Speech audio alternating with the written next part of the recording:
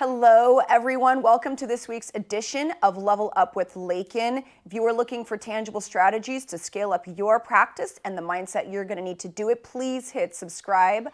I interview a new lawyer every week who has successfully implemented the strategies they're going to discuss with you to scale up their own practice. And this week, I have Sherif Edmond Dabe from Dabe Ritter Trial Lawyers with us. He is a self-proclaimed boring guy who I don't find boring at all. So I had to call you out. So let's start, Sherif, by maybe having you tell everybody, what you do and how they can contact you if they have any follow-up questions after today's interview. First of all, thank you for inviting me onto this podcast. I think what you're doing is really good, and hearing other lawyers speak, I think, is one of the paths to success. So I've learned so much from my mentors. I still learn every day. So thank you for doing this, and thank you for having me. Absolutely. And where can people find you? Yeah, you can email me anytime or call me on my cell phone. My email is ldabe@erlawyers.com, and my cell phone is 310-592-4430. And I invite anybody to call me with any questions. Fantastic. So I was pretty moved when we spoke yesterday about your family story and how you became a lawyer. So I was hoping that maybe you could share with us a little bit about that story. Absolutely. My parents immigrated here from Egypt in the early 70s. And they moved here because as Christians in Egypt, you don't get all the opportunities that non-Christians do over there. And they also wanted to fulfill the American dream. And one of those American dream qualities that they wanted was for their children to be super educated. And they pushed law and college and education on my sister and I since as early as I can remember. And we resisted a little bit, like any kid would, but eventually my sister and I did become lawyers, and it's been great since. My sister is an amazing lawyer. She is in the Valley in Sherman Oaks, and she represents landlords, and I call her the queen of unlawful detainers. Her name is Dina, if anybody needs her, Dina Dabe. She's a partner at her firm, and I have a plaintiff's firm. I've had it for 20 years, and it's been great. So what I thought was interesting was, one, that your parents wanted the law. And what I thought was interesting, too, was that your parents wanted the law for both of you equally. Why did they push the law as opposed to becoming an accountant, becoming, a doctor? Why the law? Great question. Again, neither of them had been to college, but I think they felt that lawyers were the most powerful people in society. They could affect the most change. A lot of politicians in America were lawyers, and they admired lawyers. Lawyers helped them become citizens. Lawyers helped them start their businesses. And so, a lot of immigrant children, the immigrant story in America is a huge story. It's a country of immigrants. And the stereotype is they want their children to become doctors or lawyers, and my parents picked law. And I'm happy they did because I love the career. I don't know that I could have made it as a doctor. So do you think that their desire for you and your sister to become lawyers had anything to do with their story from Egypt? I don't think so. I think they came here and wanted to be American, and they wanted to assimilate, and they asked us to assimilate. And learning English and speaking it well, being hyper educated. We really didn't speak Arabic around the house. Do you speak Arabic? I do understand it very well, and I speak it a little bit. Yeah. Okay.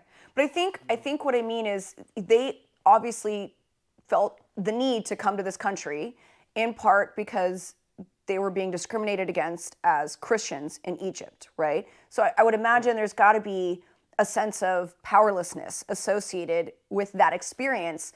And then they decided that and I don't want to put words in their mouths, but it sounded like they decided that in order for you and your sister to not face or go through what they went through, if you became a lawyer and you had power and you knew what your rights were and you could affect change and you could be a leader, you wouldn't have to go through what they did. I never heard it come out of their mouth that way. They may have felt that subconsciously or felt the lack of power subconsciously, but I never heard it come out of their mouth that way.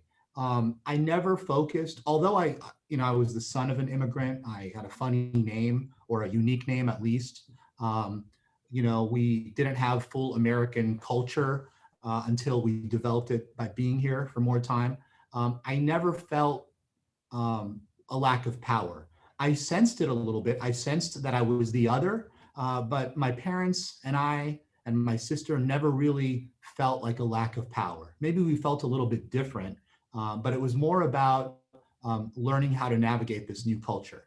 And I want to say that that feeling, it's that feeling and the feeling like the other, that's an important aspect of how I was raised, but it's not the major thing we focused on as a family. We really didn't talk about it.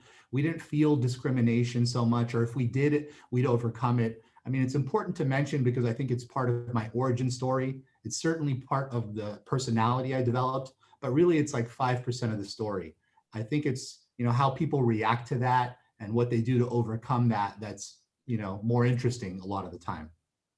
So law school is not an easy feat. So I know that they wanted it for you, but there must have been something about you that wanted it for yourself too. Well, after high school, I went to UCLA. I was really interested in art, creative studies. This painting right here is something, behind me is something I painted. I was really pursuing art, but I did understand that that may be an impractical career. I did Okay. like law. I graduated UCLA at, I think 22, and I was ready for more school. I happily went to law school, and I remember sitting there in constitutional law, learning about jurisdiction and thinking how great it was. It turned me on. I know it's weird to say that, but I was like, wow, everybody should know this. This is really good stuff. Why don't they teach this in high school? It was great. And I agree with you. One of the things that we had talked about yesterday was it kind of blows my mind a little bit that they don't teach basic high school students the Bill of Rights.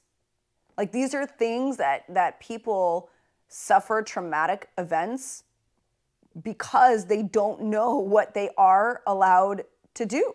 Like they don't know their basic American civil rights. It blows my mind. I agree with you 100%. I really think that is something that needs to be implemented. And I teach my own children that. I teach my kids, what do you do if you're approached by a police officer? What do you do if you're pulled over? What can you say? You have a right to remain silent. This is the procedure I want you to follow. I teach them those things, but really all high school students should know that.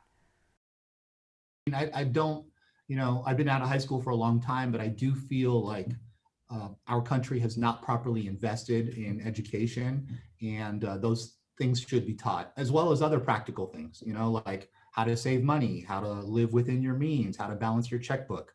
That stuff's not taught. Yeah, that's true. So you go to undergrad at UCLA, and then you went to Loyola Law School, right? You graduate Loyola Law School, and you become a plaintiff's attorney. I got a job at a great firm my second year in law school. They had a lot of business. It was Carpenter and Zuckerman at the time. Now it's Carpenter, Zuckerman, and Rowley. It was a small 7-attorney shop, and they hired me right when I passed the bar. I loved being there. This is before social media. I had like a network of people that I just liked to talk to. I've always loved people, and I was bringing in a lot of business, and I learned a lot there. And 2 years in, I said, I'd like a little bit more money, and they weren't in a position to pay it, or I wasn't worth it, which is, an important thing to realize. Maybe I didn't have the skills or didn't deserve the money, but I left and I started working on the insurance defense side. And I did that. That's a big transition. It was. Yeah, that's a big transition. It was miserable. It was not, I thought, and they paid me a lot of money at the time, by the way. It was a big defense firm. But it didn't really fit with my politics.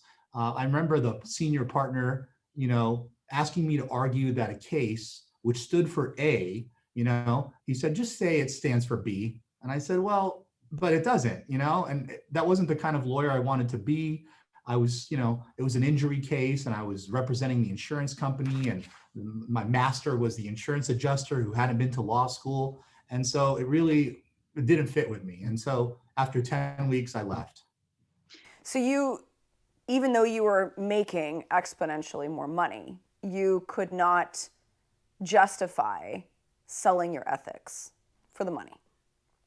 It wasn't even a question of selling my ethics for the money.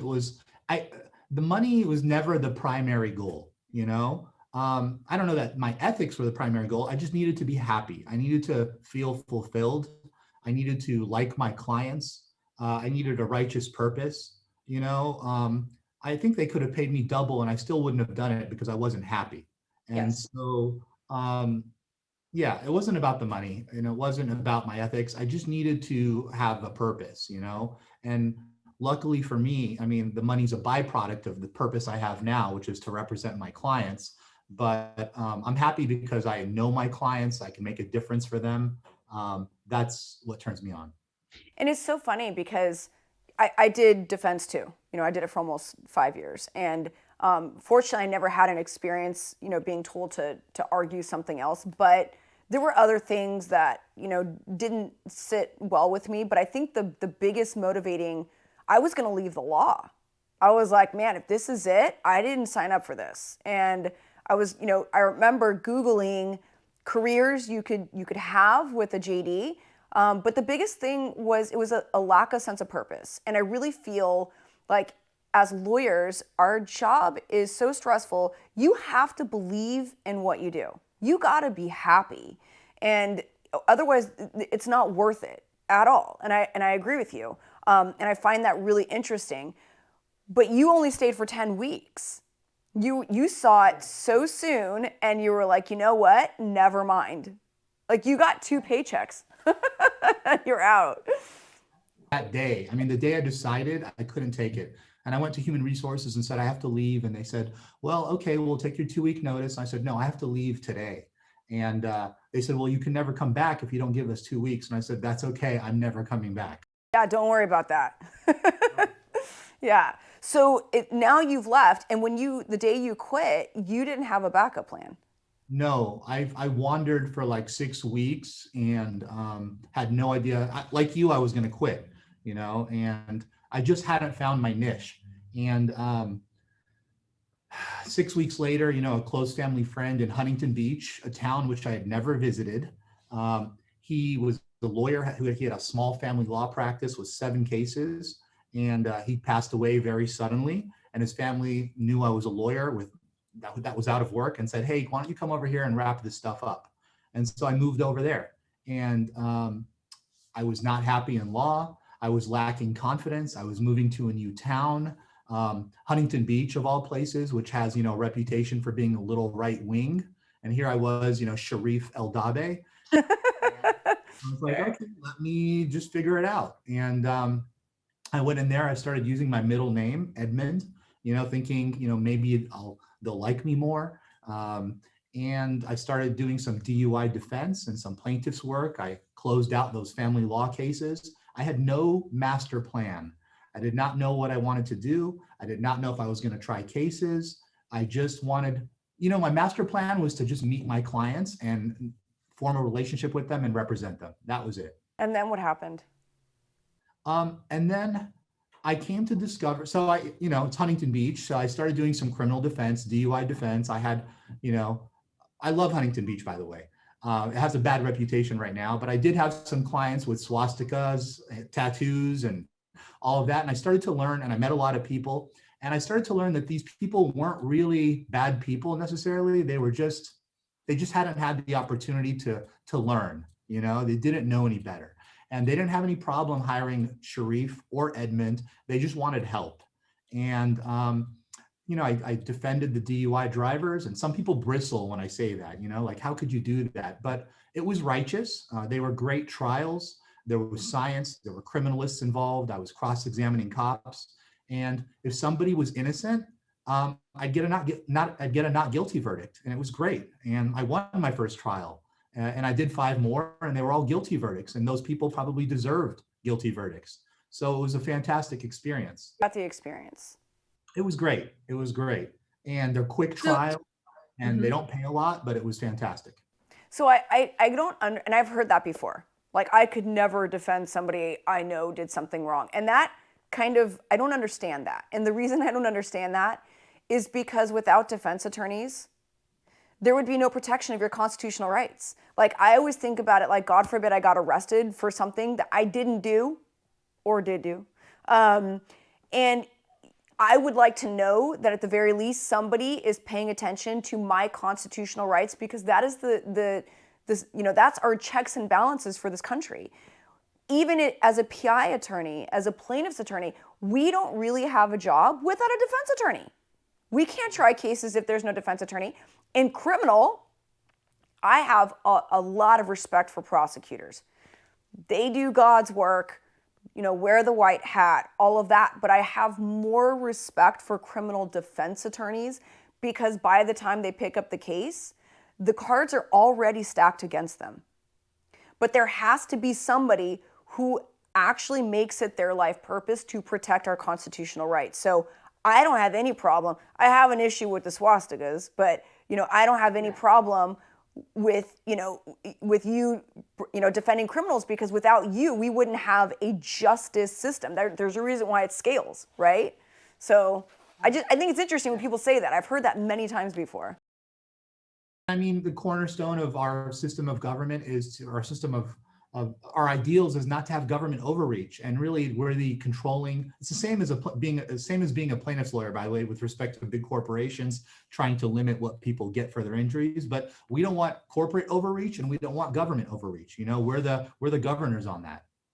For sure. So you started picking up criminal defense, and how did you pick up any? You were doing family law, so how did you even get criminal defense clients? Like, how'd you do that? I discovered very quickly I didn't like family law, and Okay. the criminal defense stuff, was quick trials and great experience. And I joined the organizations, and I joined the plaintiff organizations, and Is that how you got clients? it's how I got clients that way from some other lawyers. Okay. I started marketing. I realized that I think there's a saying, there's the best lawyer out there. If he has no clients, he's not the best lawyer. And so I focused on getting clients. Back then, the internet marketing was kind of in its infancy, so there wasn't a lot of that. I used to send jail mail. There's publications that go every Monday and give you the name of who's been arrested that weekend, and you could send them mail, an advertisement, and that arrestee would get like 25 pieces of mail, on Tuesday. But some would call me, and they'd hire me, and it was great experience. And personal injury was word of mouth, and I pushed the cases, and I'd get a lot of referrals. I think I used the yellow pages back then, and everybody did back then, and I advertised in there. And it was a very slow, organic growth. I didn't grow very quickly by any means. Yeah, and I definitely want to get into that. But at some point, you segued from criminal defense into personal injury. How did that happen? The personal injury stuff was, first of all, more interesting, more righteous. Most of my clients in the criminal defense were guilty, or were likely to be found guilty. They weren't always the best characters, whereas the injured plaintiffs were people that were really completely innocent. And also, from my days in law school, I liked torts. I think I got the second highest grade in the class. I worked at plaintiffs firms and a defense firm before that, so it's really where I wanted to be. Okay. And so did you get clients for personal injury the same way, and then you just started taking on more personal injury, less criminal defense, and then you made the complete transition that way? I did. I marketed a little bit, but I got a lot of personal injury clients from my criminal defense clients too. It's just like Yes. the Okay. more time you have, this is the advice. I think your viewers skew towards newer attorneys. Is that true? Am I what? Yes. Yes, that is true. Everybody back then knew I was a lawyer. Everybody I knew in my life, all my clients knew what I did and how I did it. And so that's some advice I want to give to some of the newer lawyers. Everybody should know what you do, because that's a way to get clients.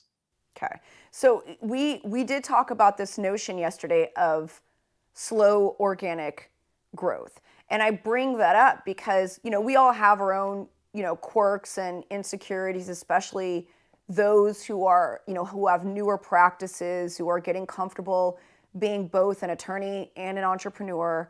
And one of mine, as I shared with you yesterday, was watching other people on social media that started their firms, and then a year later, they got a fully staffed office, beautiful homes, driving beautiful cars, and I'm like, what am I doing wrong? And then I realized, you know what, Ash, it's not a race. It's a journey. Why are you comparing yourself to someone else, right? And you had shared with me that your growth was very organic and very slow. And you've been in the game for a minute. So, I'm sure you've seen firms come and go. I'm sure you've seen people start their firms and grow. You've done it successfully yourself. So maybe you could share some insight on that. Sure. I started my firm in 2003, and I know what you're talking about on what you see on the internet and social media. I think your first mistake, I'm using the broad you, Ashley, and maybe anyone else, is Yeah. try not to pay attention to that, because what's on social media is not real. It's what people are choosing to display or put out there. And even if it is real, they're doing them and you need to do you. Right. A lot of those firms, maybe they borrow money to blow up really big. They spend a lot on marketing. They can shine really brightly for a while, but they may implode. They may not implode, but it's not your business. Your business is being the best lawyer you can be. Um, uh, Learning not to compare yourself to others is not an easy thing. I still do it, but I compare myself to lawyer A or lawyer B, who's a giant in our field. And it's a silly thing to do, because if I'm out, on the basketball court, I don't compare myself to Kobe Bryant or Shaquille O'Neal or LeBron James. I need to be me. And I think that I'm playing in the NBA, you're playing in the NBA, we're good enough. We just need to focus on our individual skill. And I find yesterday we also had a conversation about being authentic, which I think directly translates into success, because it's actually, and I would have never guessed this before I started the show, but it's probably the most common thing I hear among people, because I feel like it's one thing to be a lawyer, but when you start your own firm and it is just you and you're making all the decisions, you have no choice but to grow. You have no choice but to get uncomfortable. And I, used to listen to a lot of motivational speakers, and the one thing I heard over and over again is glory can be found on the other side of discomfort, right? You got to push yourself to do what you're afraid to do, to find out what you're really made of. And the one thing a lot of lawyers told me was that when they made that transition, they got really authentic. It was almost like, now that it's my firm and it's my identity, I don't have to play a part anymore. I could just be me and do things my way. And I think there's a lot of value that can be found when you are 100% authentically yourself. You have to keep pushing yourself to be more and more authentic, because every time you're in a new setting, you're going to lose some of that authenticity. You and me and everyone can be authentic to their spouse or their girlfriend or their parents because you've done it so much or you've practiced it. But you walk into a courtroom and now you have the judge, you have 12 jurors, you have the bailiff, you have all these rules you're thinking about, and you might lose your authenticity and say, well, I've seen this be done that way, and so let me do it that way. But that's not you, and so that's where you have to push. That's where you have to work, and it's like, it took me time to realize this. It's not like I know this is stuff I'm still learning. Yeah, I want you to talk about that, because that was a journey for you too. You didn't start out that way. You became that. Yeah, until maybe five years ago is when I decided I think I have to try cases and keep pushing at it. And even from preparing trial documents, from taking your expert depots, you walk in that first time and you're like, I don't know how to be myself. I don't know what to ask. For trial, am I good enough? Am I good looking enough? Am I smart enough? You're going to have all these doubts, and you never really know. You have to keep pushing. And When you're in trial, it's like you have to practice public. It's like practicing public speaking, calligraphy, and working out all at once. And it's very hard stuff, but the more you do it, the better you get, and the more you discover who you are. So I kind of feel like and you have way more trial experience than I do, but I kind of feel like it's funny because whenever I have those thoughts every single time I've ever tried a case. And I remember thinking, right when I would get up to question a witness, my thought to myself was, I'm already up here. What's the worst that could happen? And there's a lot of pressure. You don't want to miss an element that you're going to need to establish for the jury instructions, and like you want to do it right. But when in doubt, you got to fall back on preparation. If you're prepared, it'll come out. Maybe not the most eloquent way, but it'll come out. Let me ask you this. When you tried case after case after case, did you develop a style during that process, and did it become easier for you? Because I feel like sometimes we watch these guys like, Keith Mitnick. I mean, the guy could almost like get up and cross-examine an expert witness blind, and it just comes out so seamless. Does it get easier? I think so. I think Keith Mitnick is very, very practiced. And he's even better because he's a teacher. He spends time teaching people like us what to do and how to do it. And his books are great. And his book is my Bible. I read it every time I'm about to try a case. And when I'm getting ready for opening, I read that chapter. Cross-examination, I read that chapter. Absolutely. And so all the greats in our field who are teachers also, they're teaching not just altruistically, they're teaching because they get better by teaching too. So they're so well practiced, and the more I do it, the better I get. I still have a long way to go, and that's another hard lesson I learned. I mean, I've been able to get so far in life just winging it, but that doesn't work for trial. It's again, you have to know your case, you have to practice it. You cannot wing it, and that's why I really respect trial work. And you can't wing trials, and you can't wing the bar. I know people who tried to wing the bar that graduated top of their class. You can't wing the bar. You can't wing a trial. And all the people that win repeatedly, I respect, because it's really merit-based, because you're going up against really good opponents. You have all these hurdles, the judge, the law, the jury, and they still win. Especially the unexpected stuff that happens in trial. Like I've had a couple of really wonky, MIL rulings or an objection that was sustained, and I was like, really? Like, you got to really learn how to think on your feet. It makes you sharp. Absolutely. I mean, I have cases coming up where I catch myself thinking, well, of course this is going to be admitted into evidence, but you have to think, what if it doesn't? Right. What if the judge excludes it? And yes. You have to plan. Yes. And do you think that being a trial lawyer makes you better able to discern evidence and discovery? Yeah. Oh, yeah. So it's made me a much better litigator. You focus on what's important and what's coming in. Sometimes young lawyers call me and they say, hey, there's this discovery issue, and we're gonna fight, and my objection's good, and we're gonna file this motion to compel or motion to quash. And I'm just like, you are spinning your wheels. You're a plaintiff's lawyer. You're not getting paid hourly. Don't do this. It's an unnecessary battle because it's not going to mean anything in trial. So absolutely, that's the other benefit of trying cases. You learn what you really need to fight about. I've had lawyers literally fight me because my form log answers were not separated out into subparts, but the information was there, and I'm like, really? Well, they're billing hourly, so they make money that way. Yeah, I know. For sure. So you start your own firm, and then at some point, and you're out there and you're hustling, and now you're taking on more PI clients. I'd like you to discuss the value of doing quality work as a way to get more clients, because that was part of the organic, slower growth that you shared with me yesterday. I think that's such a valuable point for younger law firm owners. Sure, yeah. So my best case. And before you go on, and I say that because you mentioned this before, I met some young attorneys who settled a really good case, and they were able to fund their law firm and their marketing. They were spending $1 million a month on marketing.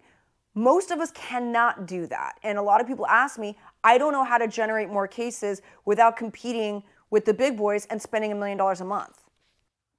Yeah, my best cases by far have always been through former clients.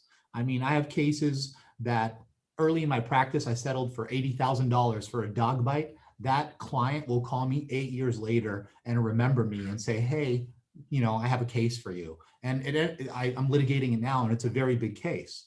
And it was funny because I've grown since then. Back then, I was a one-man shop.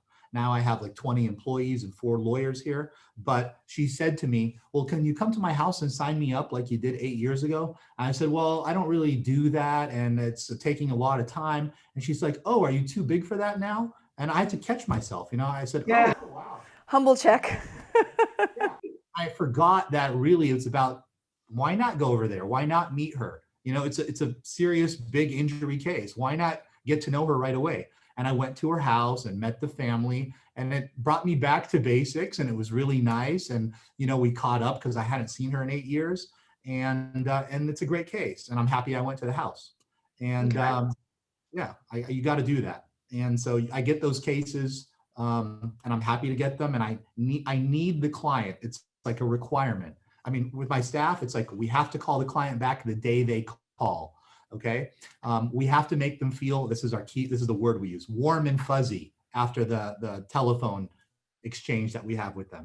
Inspire confidence in them, especially now with COVID. Everything's delayed a year and a half. They got to get off the phone and be warm and fuzzy about the process. It's not our fault. It's nobody's fault that these cases are delayed. And they have to be happy at the end of their case. Some clients walk away with a small amount of money, but they love their lawyers. Some clients at other firms walk away with a large amount of money and they hate their lawyers, or they hate the court experience. So whatever my client walks away with, they need to feel happy about my firm and the experience. What do you do if you have a client who you really can't get more money for their case, and because I have had some clients where managing their expectations was a challenge. They thought their case was worth 500,000. I'm like, your case, it's more like 25,000. How do you encourage your clients to feel warm and fuzzy about that when you got to deliver that kind of bad news because their expectations were so high? Sure. Two ways. One is you have to remember that they are your boss. So if they're telling you, I want more, or keep going, you're kind of stuck. I mean, they have to approve it, right? Yeah. or be confident in your assessment and tell them, go find a different lawyer. I tried a case in Orange County 2 years ago, and we had a $600,000 offer before trial. During trial, the offer went up to $950,000. I didn't particularly like my client. His expectations were too high, and the jury verdict came back at $450,000. And I had to, I mean, I was not happy. That's also my contingency fee that's at risk. Yeah. But I did my job. I did what he wanted, which is really our mandate, right? Did you want to take the 950? Sure, I did. Sure, I did. And He he was said not no? very likable. He was not a very likable guy, and that's almost like the most important thing when trying a case or picking. I agree. I've said that a million times, and I agree with you. I'm like, you could have the greatest case, greatest facts, but if you're a jerk and the jury does not like you, they will find reasons not to give you money, even if it's on your side. Like, they gotta like you. Yeah. Yeah, so he was the boss, and I leaned on him to take the offer. I don't know how it's hard to tell somebody they're not going to like you, but sometimes you have to do that. I try to get to know the client enough where I'm not going to lie to you. I'm just going to tell you how I feel. Yes. And sometimes they won't take it. They'll say, oh, you're the lawyer. You want to settle. You don't want to give me my trial. I said, let's go. Let's do it. Yes. Yes. I agree. I sometimes will tell my client, you may not like what I'm going to tell you, but it's always going to be the truth. Like, you're never going to be able to say I lied to you. You make the decision. I need you to have all the facts so you can make an educated decision. So I agree with that strategy 150%. So now, you're trying cases, and then the next move you make to scale up your practice was taking on a partner? Yes, I took on a partner. I did that probably 11 or 12 years into my practice. And I did that for a few reasons. It was a great decision. I got married, I had children, and that takes time. And for the same reason you get married, I have a fantastic wife, is the same reason I got a partner, because I felt like the sum of our two individual parts was going to be a greater whole, like me and my business partner and me and my wife together we're stronger. And so I took on a partner who couldn't be more different than I am. I mean, we are just Okay. different in lots of ways, but we complement each other. And Okay. it's been, he, for all the reasons you'd think. I mean, he supports me when I'm down. He thinks about things I don't. He helps with the staff. He's got a different temperament with clients.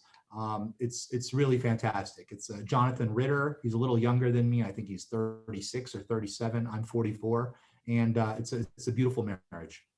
Let me ask you this, because I want to make sure you make it to your 12 o'clock. Let me ask you this. You go from being a solo to having 20 employees. What would you attribute as the single most contributing factor to your growth? Not rushing it, I mean, the way you said it, solo to 20, that took almost 17 years. So Oh, yeah. Yes, I agree with you.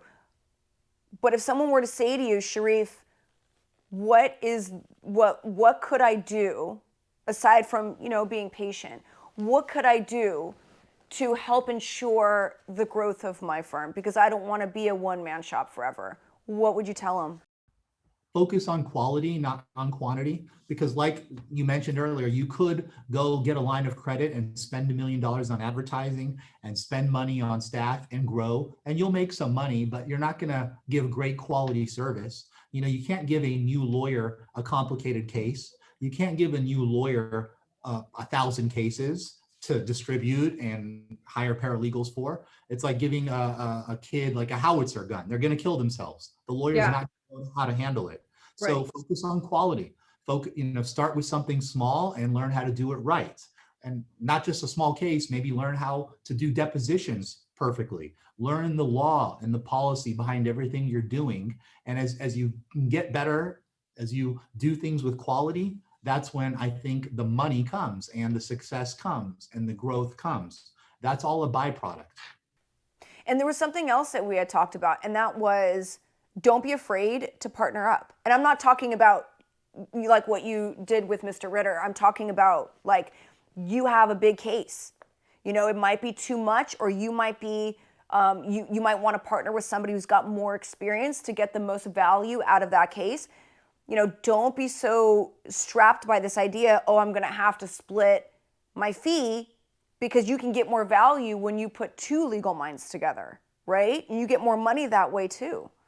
Yeah, but I agree. And even if you split your fee, I mean, the goal is to do better. But even if you make less money on this one case, you have a better result for the client. You have a happier client. You've learned something. I mean, that's really what it's all about. Every case I've had has informed me for later cases. That's kind of how That's called experience, right?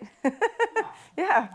every case I try, even the one I mentioned earlier where the verdict was less than the offer, Mhm. was I still learned something out of it. I get non-monetary value out of it. I get the experience of uh, the confidence building of having been right.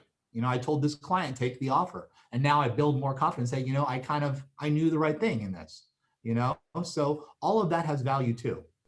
And you take that and you translate it to your future cases. You get more value out of your future cases because now you know what to do, you know? Absolutely. Yeah. I mean, when I'm right again in the future and I tell a client to take an offer, I could show them, here's the verdict form on that case. Here's the letter with the higher offer. It does happen. So you should consider this offer very seriously. Okay. New lawyer comes to you and says, Sherif, I'm thinking about starting my own firm.